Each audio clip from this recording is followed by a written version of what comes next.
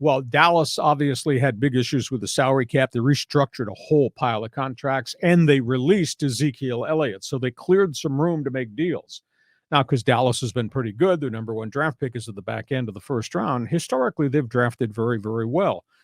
They made two trades. One is they traded a draft pick to the Indianapolis Colts for Pro Bowl cornerback Stephon Gilmore.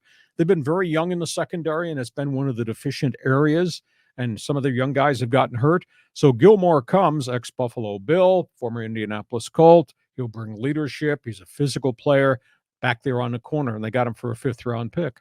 And then the surprise, they gave up a fifth and a sixth to Houston to get Brandin Cooks.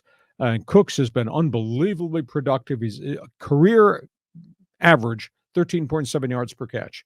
So you bring Brandin Cooks, who's kind of a sleek runner, and put him on one side with C.D. Lamb, the burner, and the other third receiver, the kid that was out of Colorado State that had a good year and then had knee injuries and took him a while to come back, Michael Gallup.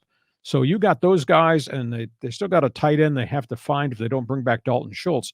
But suddenly you're giving Dak Prescott weapons. Yeah. And Brandin Cooks is dangerous. Now, there's something amiss in the course of his career. He's been traded 4 times, but he was in a wretched situation with the Houston Texans, who had no offense at all, and he keeps getting moved around from city to city.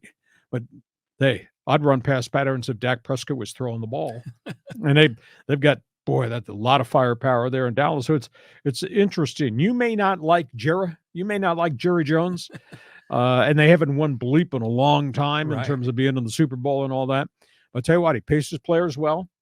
Somehow he and Stephen Jones have figured how to handle the salary cap every year. They constantly have to rearrange players' contracts to get below the cap again. And they've drafted well. I mean, you go look at their offensive line. Those are all their draft picks. And those guys are first-round picks like Tyron Smith to young bucks like Zach Martin and the other kid from Tulsa, Smith. First, second, third, fourth rounds. They've drafted really well. So they have a good football organization, even if you don't like Jerry.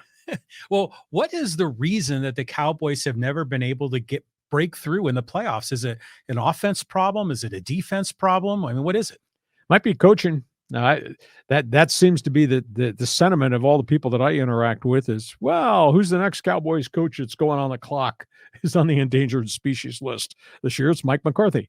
But I give Jerry Jones credit. They pour a lot of money into the operation. They have drafted really, really well, and I think they're really close to being really good again. They had one of the best defenses in the league last year with a ton of injuries too, and yet they were almost there right at the end. Okay, next question.